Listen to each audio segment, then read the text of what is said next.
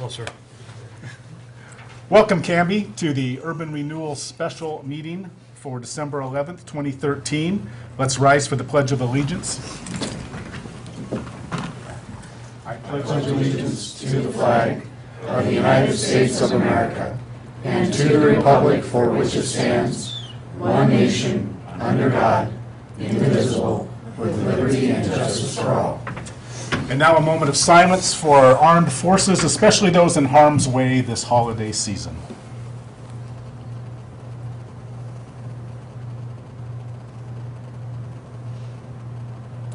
Thank you. Please be seated.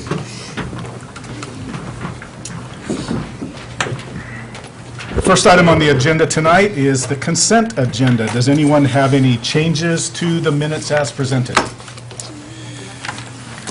All right. Hearing none. Move to approve the consent agenda, which includes the approval of the minutes from June 5th, 2013, approval of the minutes from October 8th, 2013, and approval of minutes from October 9th, 2013. All right, it's been moved. Is there a second? Second. All right, I'll give it to Councilor Rocha.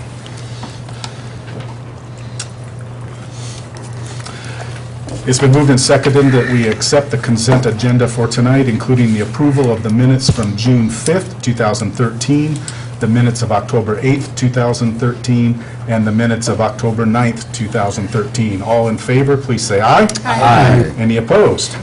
And it carries. Now it's time for citizen input and community announcements. Sue, any announcements?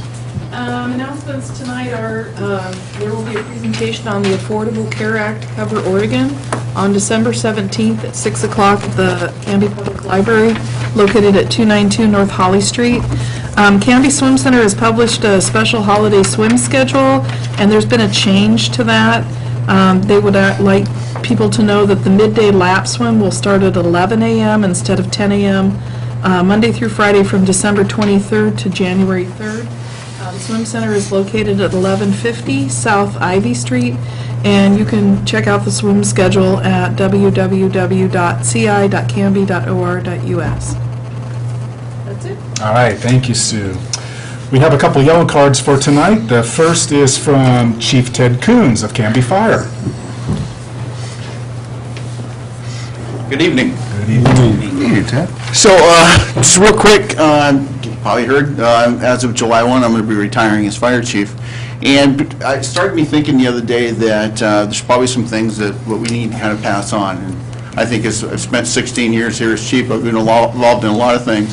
But one of the things I was really involved in was the creation of the Urban Renewal Plan. And so I was involved in the committee that did that. I was involved in the committee that implemented the plan and so forth like that. And if people remember back when the whole thing started out, the fire district was not in favor of the Urban Renewal District for several reasons. But through conversations and talking, we were able to reach a compromise that the fire district stopped its opposition to that, and we agreed to some projects. And there's been a lot of talk lately about projects and other issues, and I want to make sure before I leave I kind of pass on that history, the institutional knowledge that I have about what's gone on with the fire district and the city and the Urban Renewal Agency and stuff. So what I'd like to propose is that maybe sometime here in January at one of your meetings I can have maybe 30 or 45 minutes of your time to kind of present that history from the fire district's point of view, talk about the projects that we have that are in the plan, the projects that we've talked about over the last several years, and then also kind of share with you some new information we found out and some opportunities that not only I think would benefit the citizens of Canby through the fire district, but also benefit the city of Canby and your other folks that you interact with, your other stakeholders. So I'd like to put in that formal request. I apologize I can't stay for the whole meeting tonight. I actually have a family thing to go to that, due to my pager, I don't even think I'm going to get to go to that. I'm probably going to have to run off and take care of some other fire stuff. So, but if you guys could make that happen and we could have that opportunity, I think that'd be great. All right, thank you, Chief. We'll make sure and get that on the agenda. Okay. Real quick here. Great idea. I'll make sure Greg knows. Yeah. Thank you very much. Thanks for Thanks, coming. Chief. Merry Christmas. Thank you. And next we have Bob Cornelius.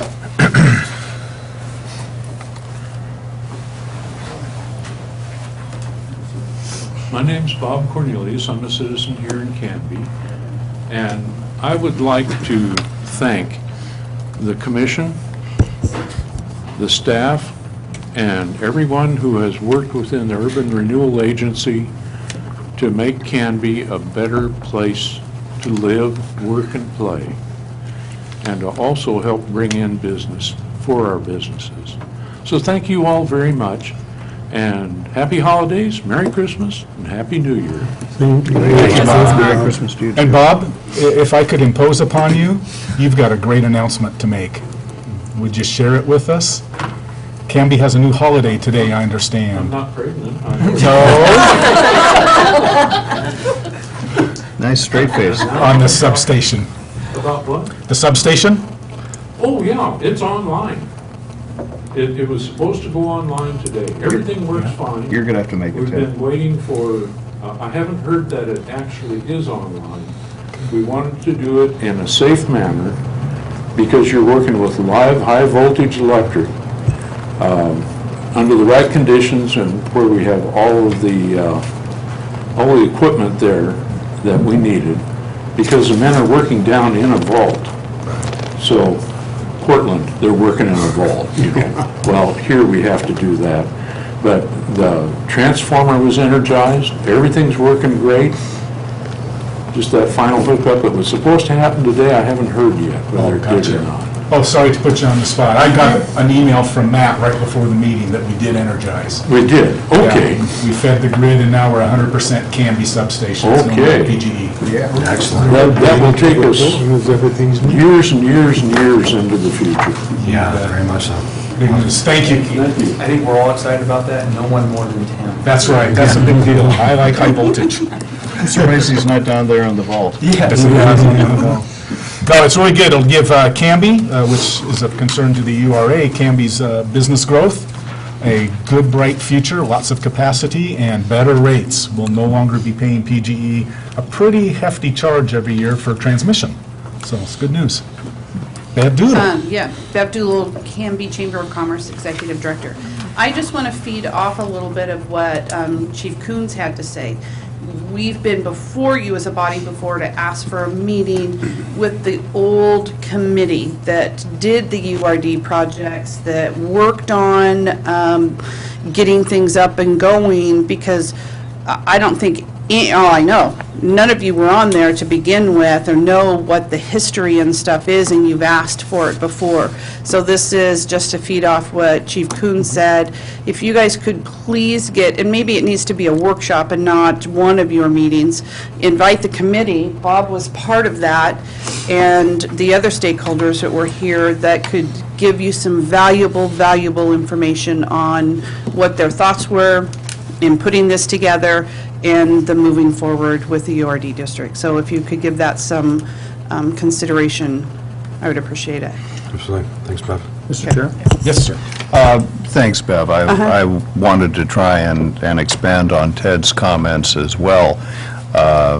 Ted's retiring and leaving the community, but others of us may leave the community as well at various times, transitioning to different forms. And before that happens, I think we do need to get the expertise of these folks down. And there's been so much discussion over the past 2 years about Right. what an And urban renewal district before- is. Before too long, we need to start having the discussion, if we're going to, are we going to extend it? Are we going to let it die? What do we want it to look like if we do that? So bringing some of the history forward with that, I think would be very beneficial with that discussion also. Yeah, we've lost our collective history on the council, and I think it would be Well, good to in the city staff even. I mean, Matilda's one recreate of it. the last that has any of that history. I guess she can't retire. But I'd like to second your idea, Tim, to share the idea that we broaden it just beyond the fire, but and also beyond URA and council, but of having a community meeting and discuss what the urban renewal district is, because I think it's a complicated thing, and then a lot of us just still have a hard time explaining what it is. So Right. thank you, Beth. That's a Right. great idea. Yes? Okay. Thank Thanks, you. Bev. Yeah. Thank you, Bev. To the agencies, that sound agreeable to you? Yes, sir. Heads going up and down? Yep. All righty. It'd be worth We'll doing. Talk to our administrator, and we'll get that on the schedule. All right, any other citizens? No more input? Okay, with that, we'll move on to the team track presentation. I believe that will be Matilda tonight?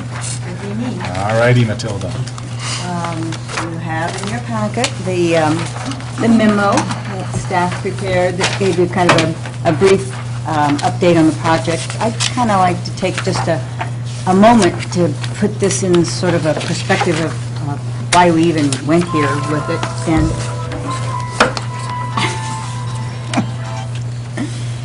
And that person right here is part of the reason why we are doing the team track. Is Renata, as you all know, goes and searches endlessly for opportunities for economic development in Canby, and one of the things that came up was the idea of a team track, and we just chatted about it endlessly and looked it up and tried to figure out what the heck it is and where the heck they are and would it work. And then she had contacts with people that expressed some interest in perhaps locations. And as the more we thought about it, we thought, okay, you know, maybe we can, how can we finance such a thing? We kind of ran the whole gamut, and then we realized that even if we went out for grants, and there are some grants available for such things, we kind of didn't know how we would really put it together. We didn't really have enough information to feel very comfortable going forward with something. So brainstorming, we said, you know, we really need to have kind of a market and feasibility analysis so we can have a better handle on how we can facilitate something like this happening in the community. So as it turns out, there happened to be a pot of money in the state that we, one of the programs we've used in the past, we used it for the railroad, for design concepts to purchase the railroad property, and so gave them a call, and lo and behold, they had some money to help us do a market and feasibility analysis for this. So we have a team that has worked on this at the state level and at the local level, and we have a stakeholder group, a project management group. So that's kind of how we got here, and I'd also like to put a little plug in for the reason why it's so important to in order that we get grants, and we get a lot of grants from these same agencies year in and year out. Every time they come up, we manage to get a piece of the pie, and that's fun for us and is also very valuable. But the reason we do that is because stuff gets put in, the projects get put in a document that you folks memorialize somehow through an adoption, or like this was in the Economic Development Strategy document. I believe you just asked for that document. And funders want to see that. That's why we get a lot of grants, is because we can always point to that we've done a little bit of thoughtful forethought and said, hey, we've had this discussion, this is something of value, and we put it in a document. That's when it pays off, because then we can go to a funder and say, this isn't a harebrained idea that we thought of last night around the table talking. This is something we've actually fleshed out, and it makes them more comfortable to give us funds. So I just want to say I'm really glad that we continue to and Renata, I know, was responsible for placing this thing in there. And it really makes my job easier when I go out and seek money to have a document I can refer to that gives it legitimacy. So just a plug all the way around, that's how kind of we got here and why we got money to do this. So you've read the memo. This is a 9/10 of this is a presentation that the consultants put together for our technical advisory committee, and so it's might be repetitive, but I added a few things to it, and I just thought it might be helpful. I'll kind of quickly go through so we don't tie everybody up and bore everybody. And if you have questions, you can interrupt me, or we can wait till the end. I really don't care. So it's still sort of a work in progress. We're not quite to the finish line yet. And as a matter of fact, tomorrow we're renegotiating the entire scope of work for this, how to move forward, because it looks like we need to revise the scope. Unfortunately, that's something we can do. So anyway, so we got this, and we've been moving forward, and we've had several meetings. So and boy, did we learn a lot about this. And we learned that we didn't know a whole lot. And of course, we want to increase economic activity and employment in the Canby Pioneer Industrial Park. We want to maximize, take advantage of the existing rail service there. So that's part of why we did this. And We identified originally a couple of potential sites, but in talking, we needed willing property owners and perhaps willing developers, and of course, willing rail providers. Well, Dick Samuels is a willing rail provider, and of the two potential sites that looked like they could work, one particular site that we sent you the map of, they were really ready at all levels to sort of explore this and move forward and be work to help facilitate this happening, and we're very interested. The other folks were not ready at this time to entertain the notion of doing something like that. They're just not, it doesn't mean in the future they might not come to the table, but for now, there really ended up being one site. So where we are in the project milestones, we did all the information, staff gathered information and passed it on. We've done stakeholder interviews. We've done stakeholder interviews via the consultants and also via staff. Staff did a lot of pre-interviews. We went around and identified potential stakeholders and called them before we matched them up with consultants, and we took notes and said, you know, we're interested in participating. What do you think of this? Who should we talk to? So we sort of did a lot of pre-screening. So when the consultants actually went to make calls, they had people that we had filtered through that they wouldn't waste a lot of their time and energy, because we didn't, it's not a huge grant and we wanted to use their time wisely, so staff figured we could spend some of our time to sort of pre-screen. We worked with the consultants to do that. So we had the stakeholder interviews, and we did survey. We developed a survey that we sent to all the property and business owners in the Canby Pioneer Industrial Park.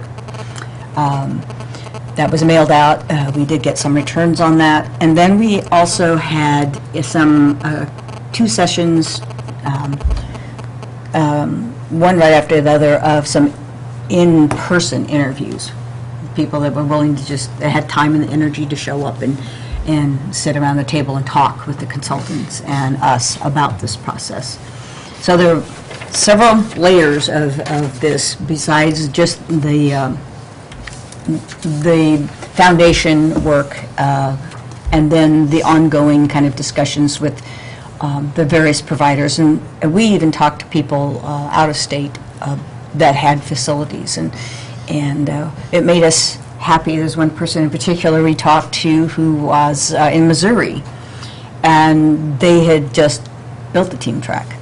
But the first thing they said to us was, gosh, wish we'd done a feasibility analysis, because they built the track without knowing who it was going to serve, and they didn't build the right facility.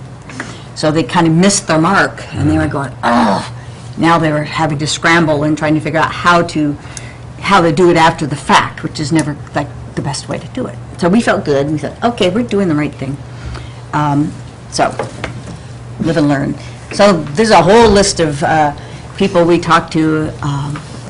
Initially, the people that the Wheat Commission, the people seem to be a potential future. We still have more interviews to do, because the very time we started interviewing people, the main person, Blake, had to go overseas for this entire time. So we're like, but he gave us other people, but we thought, well, we still want to talk to them, but he told us a lot before he left.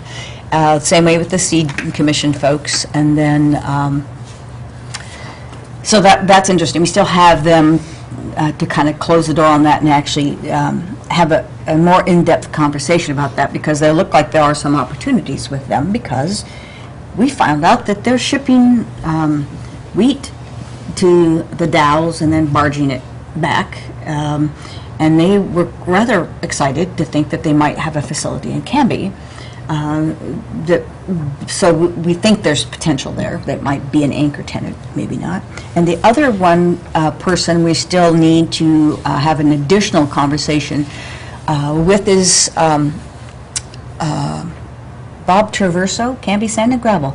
Because in the studies that we looked at, aggregate and sand and gravel stuff is expected to be even more in demand, and the Portland stuff is winding down, and so Bob said, yeah, I'm very interested. So that's another person we haven't finished the conversations with, and Bob is kind of elusive. He's kind of hard to get a hold of, actually, but he's very interested, and he already expressed interest. The third person that we're still kind of having longer discussions with is Mike Sands. He's on our technical advisory committee. He's West Rail Construction, and he deals a lot with various transloading facilities and team track facilities and intermodal facilities, and he designs some of them, helps build them, so he's really kind of integral to this. And he just found out that there are opportunities from the Port of Portland. They can't serve certain industries very well, and they have an overflow that they intimated to him that they thought can be wonderful for them, and they could maybe actually just give us customers right off the bat. So that kind of is light at the end of the tunnel, because we thought we were more in a competitive position with the Port of Portland. So it's a kind of a yes or no. So that's still interesting. But as you can see, we've called and talked to a lot of people. And the consultants actually have interviewed these people. And of course, Dick is on our, he's Oregon Pacific Railroad. He's on our technical advisory committee. The Pinefield Freight Depot, it's kind of a large facility, but they use that as a study. We can learn from it. Maybe we'll visit it, I don't know, but it's a little bit too large, and we'll show some pictures.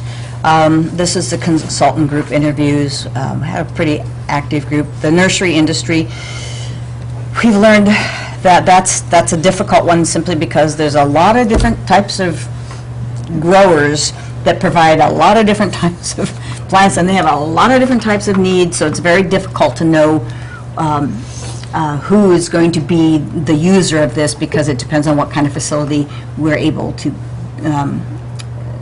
build, because some of them need refrigerated cars. There's a timing issue on some of the products, not all of the products, some of the products, and then of course with the tree farm people, it's seasonal.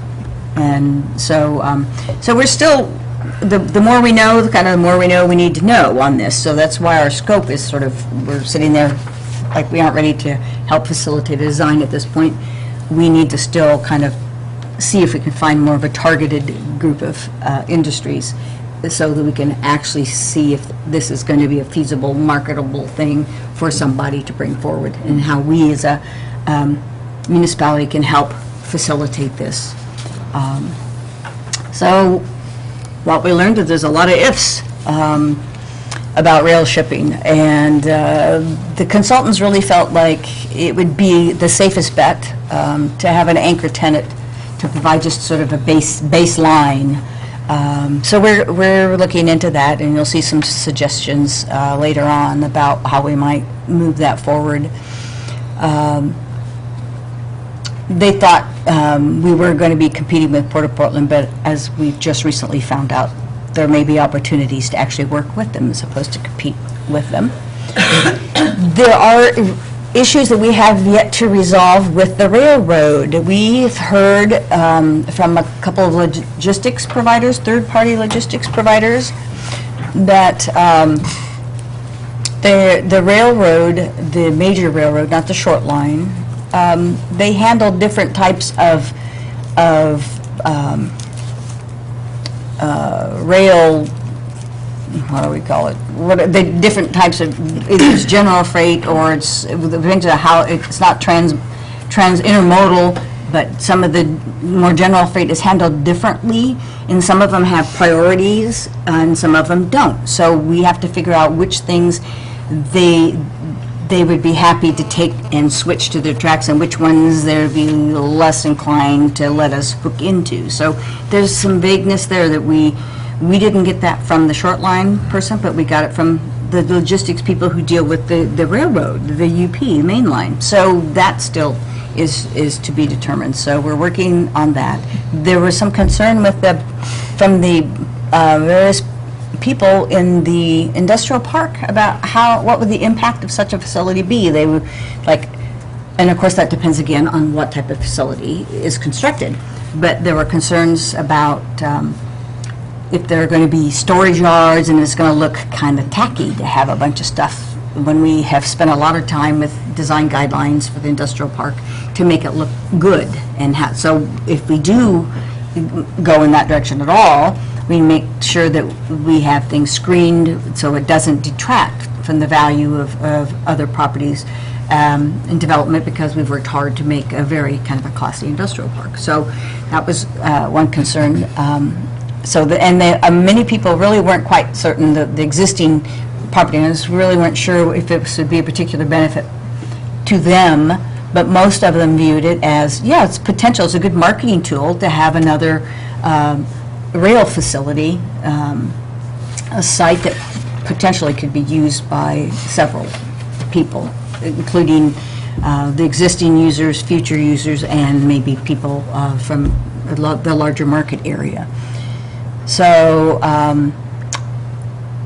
the UP business development people, we were told that we sort of avoided them initially, but as through our discussions, we found out that apparently there are some regional managers that actually are very supportive. So we decided we maybe should talk to them after all. So we added them back to the discussion group. So that's something we have yet to have that discussion. So these are the survey respondents that we got back. You have the summary of, I included that in your packet of what they said, but most of them were supportive. They were just concerned about keeping the industrial park a high-quality park, basically. The Team Track facility, boy, when we first got into this, it gets confusing. What's transloading, what's Team Track, what's intermodal, and then we got kind of swapping back and forth, and when I thought I understood it, I kind of slid off the cliff, and then, I guess a Team Track can be a form of transloading. So that's what is initially confusing, but it's usually just a public facility that anybody can use, and most of the time it's set up, it's either public, private, or private. That's how it's set up. We foresee ours that we may public money via grants, private development, private operations is how we're seeing this, and we see the city as just a supportive, facilitative role with grant writing and with Renata expertise helping getting everybody together. And it can be as simple as, most of them are simple just like this, where there's the loading dock at the right heights for truck and for rail, and they're different heights on either side. The rail cars are at one height and truck loading's at another height, so there's some basic design principles. The main event is that somebody has to actually, usually a fee, people pay a fee, so you have to figure out how the fees are paid, who they're paid to, and how the money is distributed.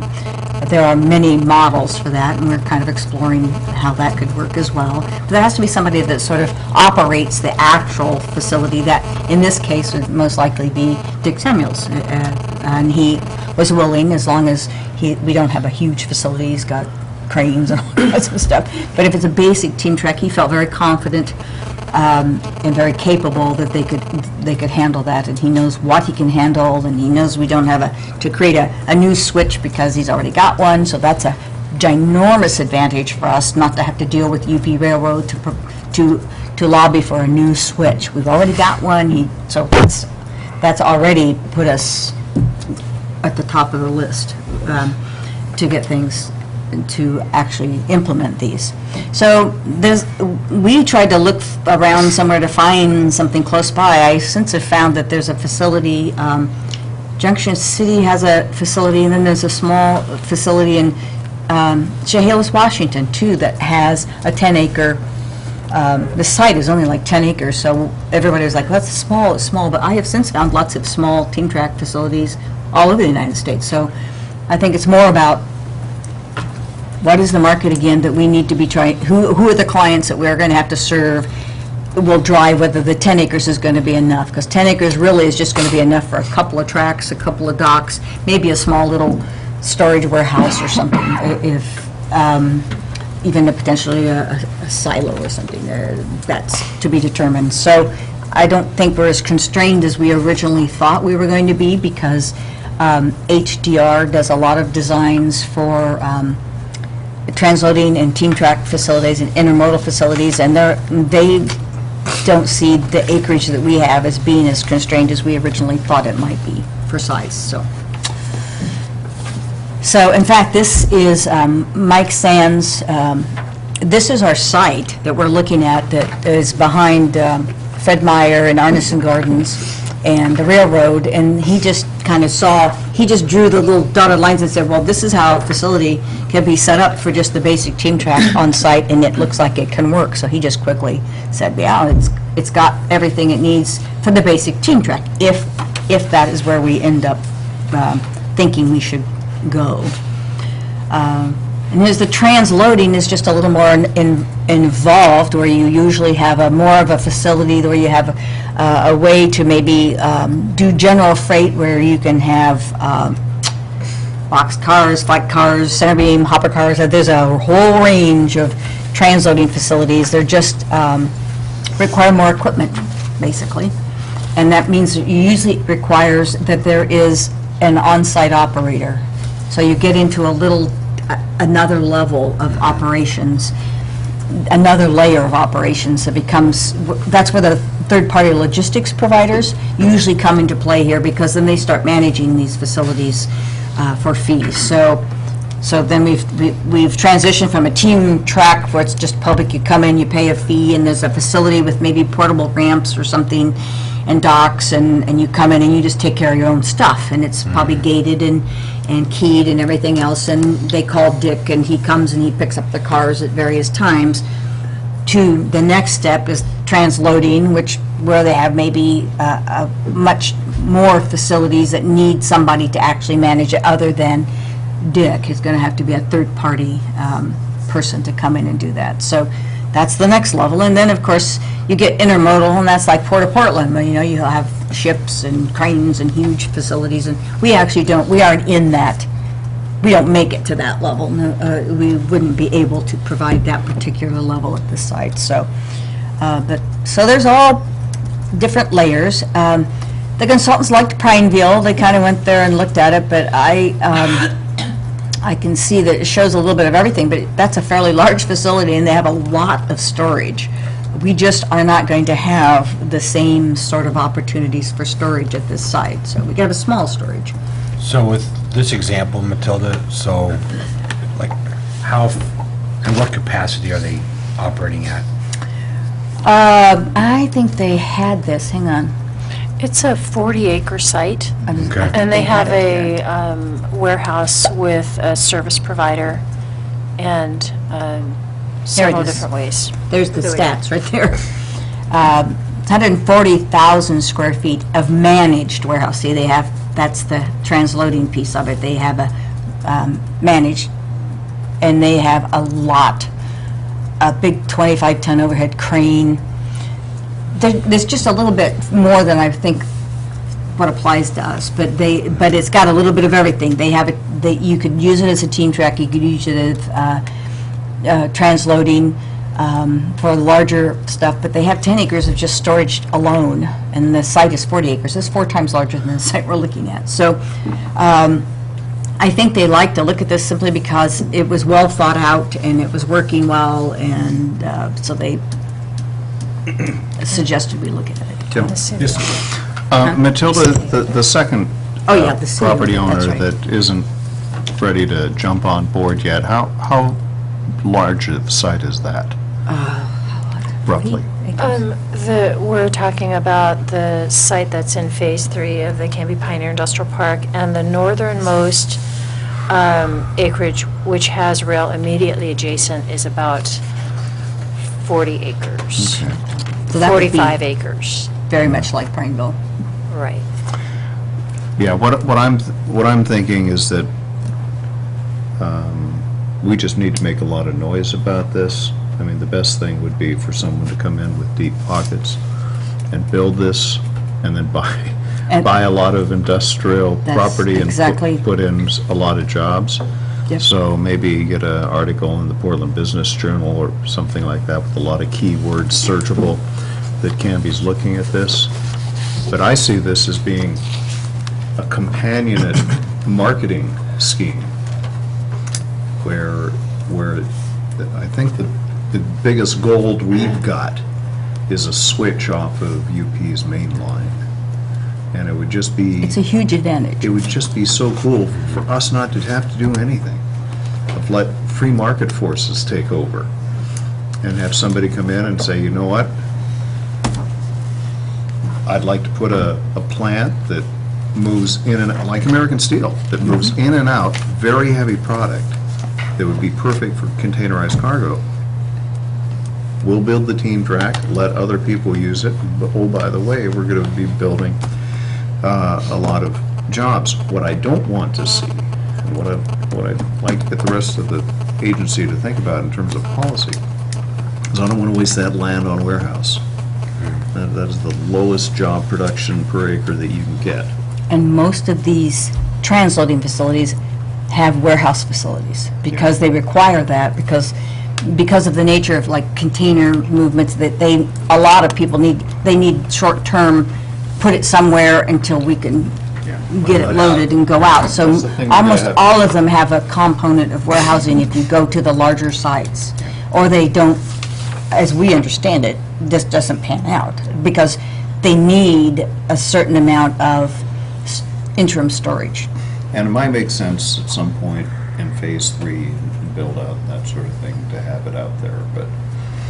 Well, that's kind of why the team track idea is not a bad idea. If there is maybe, if we can identify enough of a stream of users to make it worthwhile, you know, that's the whole key. You have to have it's just like a business, you have your cash flow coming in, so you have to have some of those key people to say, we're going to bring X loads, you know, times a week to use this facility, and we pay a fee, and that's how it works. Well, maybe Dragonberry can bring one of its processors here.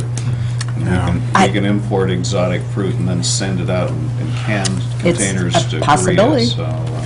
So, yeah, all things are possible, I suppose, that way. So when they looked at the marketing, it's a large marketing area. There's a lot of people all up and down the Willamette Valley who still have specific needs. The ones that seem, Potter's Industry is very interested, by the way.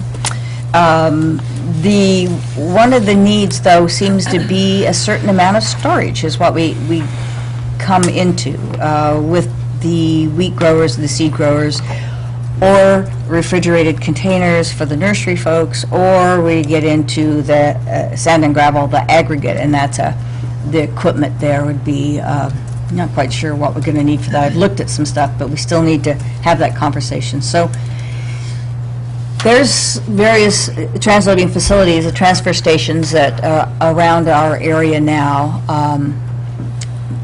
Wymore and Clackamas County is still a fairly large facility that does a full transloading facility. I think part of the problem with the reason we might be a nice our Pioneer Park could be a nice fit is because I think Portland is having quite a few issues with just congestion in general. I mean, we've had numerous people say, you know, it's just really difficult sometimes to just manage getting the trucks and stuff just in there. It would be really nice if we could sort of just have a different endpoint and let them, you know, the train go there as opposed to us go there. So I think that's one of the things that's being explored now to see if that is actually a possibility or just people complaining about it. You know, not sure if they're complaining or they would actually use it an alternate facility. But there's definitely we're situated. We're fairly good situation from a lot of growers, a lot of potential users. So, like within 30 minutes, that seems to be the magic thing, and it shows the industrial in development trends, modestly good or better prospects coming up. So we're looking, things are perking and things are looking up, and I think that's why the state is kind of pushing this, and of course ODOT's pushing some sort of transloading and alternate modes of hauling to get trucks off the roads. That's why the ODOT, there's the grants for Connect Oregon could help build this. The grants from the ODOT have industrial rail spur grant, because they all see this as a way to sort of green up a little bit and get some of that, the heavy truck traffic off some of the major roadways, because they do actually do a lot of damage to the roads. So there might be a niche, and all the studies show that rail is expected to loom much larger now. Right on cue. I know, and speaking of rail. Nicely done. So anyway, we're still looking, it's looking, the trends are, most businesses, including the ones we talk to, a lot of them really do want that door-to-door service. They want somebody to pick up the box car from their place and just take it and drop it on a train car, and not ever think about it again. It goes to wherever the next transload facility, and they just pick it up, and then it gets delivered. That's what most people want. That's why the logistics, third-party logistics provider have so many businesses around, because they do provide, they manage that door-to-door piece. So, and that's the policy context I was talking about. The state is very, very much behind us, and they are putting quite a bit of money toward it in the area. And I did talk to Connect Oregon. We were going to try to actually submit a grant for this. What? Nothing, Matilda. I was very, Been there. The picture is, It tells a is story. it Portland or LA? I didn't choose that picture. This is the consultant. I don't know There's a where little they... Subaru behind that third truck. But the truth is, they've come out with a lot of just recent studies, and so it looks like this is a big opportunity, and maybe we are well situated to sort of take advantage of this. And when I talked to Connect Oregon, we thought, well, maybe we should just go ahead and apply for a grant on this site to build something. We felt like we were kind of ahead of the game, and I thought, I can't kind of submit one with kind of half-baked. I'd feel a little bit bad about that. So I called Connect Oregon and said, thinking of submitting like a half-baked thing, would that fly? And they said no, and thank you so much for asking, because we get lots of them, and take your time, get it developed. It's a perfect fit. We're very interested, and we'll give you brownie points for not submitting a half-baked one to us. So I said, write that down, so when we come in, you'll remember us as not submitting the half-baked version. So. As we look at, you made the listing of going back to Commissioner Parker's comments, the three different options, and I noticed in your last slide there that Which side of the... No, it was really just the one before. So the intermodal one, it definitely does not suit Canby. No, It's far it's just too- not something that we can... we don't have the room, and Not on this I don't even- particular site, anyway. oh, no. Is there a way to do, I don't know, we be a trendsetter and do some sort of a team track transload kind of hybrid? Yes, Okay. absolutely. There are many examples of that. Okay. That's why it's kind of confusing when you hear Yeah. team track transloading. They're kind of one and the same, but slightly different. The difference really being when you have the logistics provider, it's not really an actual, public team track where anybody can come in and pay a fee. Then it's sort of a managed Yeah, that's more track. managed, It's a yeah. little, that you kind of cross a line there. I think that's kind of when Renata brought that to us, I think that's kind of what I had more in my mind, was something of a managed piece. And that's very possible. And not, and maybe there is that component where, Potter Industries just drives their trucks up, it ends up on a flatbed, and away it goes at some point during the week. And That's where, And it could be that we start out baby steps with a transload facility, establish the market, get a third-party logistics provider interested based on the real demand that we can demonstrate, and graduate up to a hybrid transload If it will team fit on track the site, facility. that's the other Right. question. And, you know, what we heard from the nursery providers in particular was that containers were what they were looking for. The fewer Yep. people that are handling those plants, the better, because it reduces damage. So, One other idea, and that the track no longer goes all the way out to Malala, but there are properties outside of the urban growth boundary that some theoretical discussion could take place, that you have a hybrid inside can be, but that if in fact somebody really wanted to have some warehousing facilities, it could be further on down the track. There are And models of that, it too. would- There it are would places take that some- advertise that for their It would take some facilities. comp plan changes, but I think that, you know, that track unfortunately doesn't go all the way out to Malala anymore. That Mr. Samuels took out the rails over the last 3 miles, but still, it does go out past Willamette Egg Farm, and there are some properties out there. I'd like to keep as much of the high-end business here in town, but it wouldn't break my heart to have auxiliary warehouse facilities out there if that would enhance our business. That's very interesting, because looking online at some of the, around the nation, that do have, they do have facilities set up just like that, where they have an actual facility where they're loading and unloading, but then they provide warehousing services through the logistics provider nearby, and they advertise it that way. So there are models for that very setup. And I've, You mean I had a rational idea? you did, I'm impressed. Don't encourage me.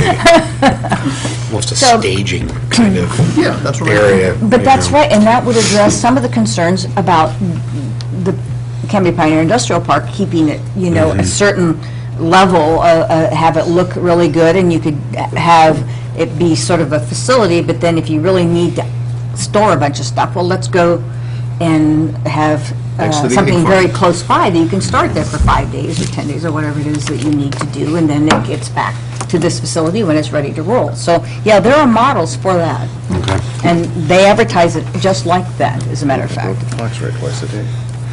So, this site also had some constraints with access. It's on a little bit of a curve. It's the beginning of the curve on Sequoia Parkway.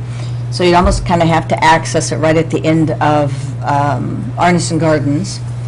And so that is the other constraint, is like you have to literally come in there and get in and get out, kind of there, because the adjacent property owners, most of them were not really interested in having, at least the current property owners, not having a bunch of trucks running easements across their property to get out at a easier place. So it looks like this facility is going to have to manage its own, on the site, its own access points, which it can, but it just constrains it slightly, because you have to be able to get in and maneuver and get back out on that, on the site. But I think it's manageable, but it did constrain it a little bit differently than if you had 2 access points, so you could circulate a slightly different. So you have to take into consideration there are some circulation plans that have to happen. Yeah, the intermodal containers, nobody thought would work. The cold storage takes, I think, such a specific facilities that we didn't, the consultants couldn't seem to find a market that really would probably pay for having a whole cold storage facility set up. the other thing they brought to light was that there are a number of competitive, large, successful cold storage facilities in the region that are serving that demand, so. Yeah, Salem has several, actually. So they thought potentially viable, you know, obviously we could do another American Steel, single user would come in and they build it and they use that. Obviously, any that site would work fine for that, so would the Wygant site if they wanted to do that. A small transload facility that could be the more team track transload facility with an operator warehouse, that can happen on this site. I've seen that happen in Chehalis, I've seen it happen in Junction City, where the small site, they just have kind of a specific, most of them will have an anchored user, you know, that is a regular user. So what we've been talking about is probably to figure out where we are on this, and if this is something that's a feasible thing, is the next thing to do is actually get some letters of interest from the people that have said, yeah, we're interested. Well, let's see how interested they are. Let's get some potential letters from them that says, yes, we are interested in this. And then we need to find out how much business we could get from the Port of Portland, find out if there are some logistics providers that might have enough interest to maybe take this on and do the whole enchilada on this thing. And then we can facilitate, we can help by pointing them to grants or helping with the grants, because we know the little pots of money that are out there, and we've already talked to them, and we know they're out there and they're available. The Oregon Rail Spur thing and Connect Oregon are two. They talked about pilot project stuff, but that wouldn't really be something we would be involved in. The nursery group could come up with a pilot project, but it's not, we aren't positioned to kind of help them with that, but that doesn't mean they could not pursue that on their own. So I guess if you wanted to see what they did, we went through and just looked at the site, looked at the logistics of the site and the drainage, and the site actually is quite level, as you can see. It doesn't have a lot of, it's not terribly constrained. It's actually fairly screened right now, too. It wouldn't take much to actually screen off the, what end would that be? The sort of Southwest. Southeast end? Yeah, it'd be the southeast end. Yeah. That's probably the part that would need to be screened if such a facility moved forward with this. So where we are is like, tomorrow we have a conference call in, and we're going to be saying, where do we move to get the best bang for the buck out of this grant? What do we, we have this study. We don't think concepts are going to be the best thing right now because it's too premature. So why waste money doing concepts when we don't even know what the concept for sure is? So we thought we still have some money. I think we have people that can do our concepts for us anyway, and providers that can do that. They spend a lot of time doing that. So we're looking at tomorrow having the conversation of what should we do next that could help facilitate this and find out if this is really a viable piece or not. And so tomorrow's our conversation, and we're going to ask about who should we be talking to kind of close the loop on this, to see if how we move this forward and what the next steps should be for this. So that's kind of where we are. It's been a crazy ride because it sounded much simpler than it's actually. It's just sort of like you open the box, and it's like those little Chinese boxes, you keep opening and put my cashes into the box, and you open that one, and then there's another box, and then it's just like endless boxes of new information. So it's been fascinating, and really, I think there's opportunities for us. I'm just not sure at this point if this site, if the property owners and the developers that are interested can pull something together on this particular site. So that's kind of what we're going to have a conversation tomorrow about. So that's kind of where we've been on this thing. Sure. I think we don't have much skin in the game right now. I think we're living off this grant, and I think the idea is to get as much visibility as we can and see if we can hook a big one. You might share with your consultants. I'm sure that, like a lot of municipal consultants, they generally think that electeds aren't too bright. But tell them that we did notice that they were confused on what city you worked for. Noticed that. That's so funny. I used to live in Spring. That's what's really funny. It's like, how did they get that on there? It's They're like, tracking you. I know, and I'm like, that's just too weird. It's like Springfield, why of all the cities? Because what they had just worked on before was Dallas. on the same facility. So where Springfield came from, I have no idea, but it was really creepy because it was next to my name, and I'm like, I used to live there, and I'm like, where did that come from? But, yeah, they were very embarrassed, but, you know, cut and paste is what happens to you in your life when you do that. I think we've all had some cut and paste horror stories where the fragment is left in there, so. Cut and paste work. So anyway, so All right. that's kind of, Any other questions? Yes. Thanks for all your work. Looks like you got your next steps well outlined. You're not coming to us with any direction or policy decisions no, tonight? no, and we're Thanks just, for the I report. think Yeah. we're trying to just see, to be facilitators, you know, Renata does that with all economic development. We just want to help facilitate in any way we can for this, and this is a big opportunity, so since we could go for this to kind of help shine some light on this, maybe we can figure out if it's some way to market this And better. if I could add one more thing, I mean, one of the things that impressed me going to the team track meeting was that typical rail car takes 4 trucks off the road. And then in addition to that, a lot of folks might not realize that 50% of American Steel's product comes right into their building. That's a lot of trucks off the road.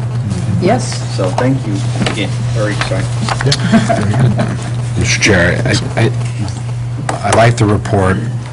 You brought up aggregate, and you were talking about Mr. Traverso's company. We thought about reaching out to Rinker.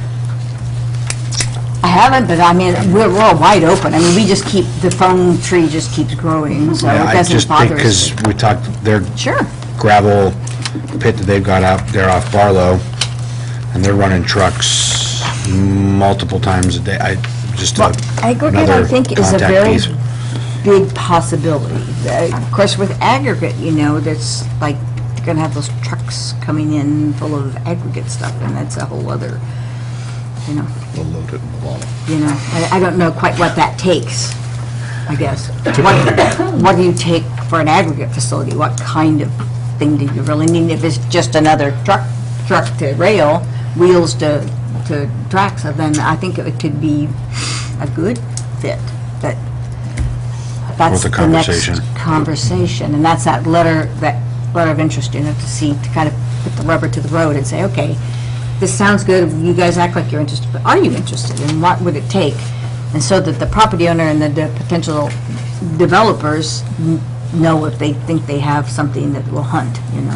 And then ask them specifically, how many loads might you be looking at, and what types of facility do you need, so that we can get specific about designing the team track to meet current demand, but also having it be flexible enough that it meets future demand as well. So it's a work in progress, but it's been an interesting work in progress. Venn diagram piece. Thank you very much. It's a good presentation. Yeah, thank you. All righty, next in our going to packet, we flee. have Renata with Economic Development Update. So in your packet, you have the summary before you. I've been working on several leads. One, Project Sparkle, that came to the city through Mayor Hudson, and we have provided them all of the basic information that they were asking for about wells, about potential sites, about basic city sewer and water infrastructure capacity, and they are digesting that information. We have asked back exactly how much effluent are you going to be putting into our sewage treatment plant, and what are the components of that, so that we know that we could actually handle it, because a beverage facility could potentially have a lot of effluent, and if it's very concentrated, that might be a problem. It, not necessarily an unsurmountable problem, we might be asking them to do some pre-treatment. This is a sophisticated company, they're used to that. We just need to understand the specifics so that we can chart a path forward for them. So we're working with them, they're interested, we're interested, we just are getting some basic questions answered. And as part of the general business recruitment economic development process, we put out a lot of proposals. Sometimes we never hear back what happens to them, and sometimes we do. And sometimes the news is not what we want to hear, but it's always good to have the circle be completed. So on that note, we did hear back from a Milwaukee Metals firm. It was Grove Tech. They are a They make fasteners for the arms and munitions industry. They were looking at Canby. I toured them around, provided quite a bit of detailed information. They have, they were looking to potentially build a building in Canby, but really they wanted an existing building, and they were able to find one that was much less expensive than building new in Canby. So they've decided to pursue that option, but they appreciated the information that we got. And the gentleman that is their business advisor will keep Canby in mind for other projects. So it wasn't a wasted effort. Also, we had done a substantial proposal to Project Evolution in the June timeframe.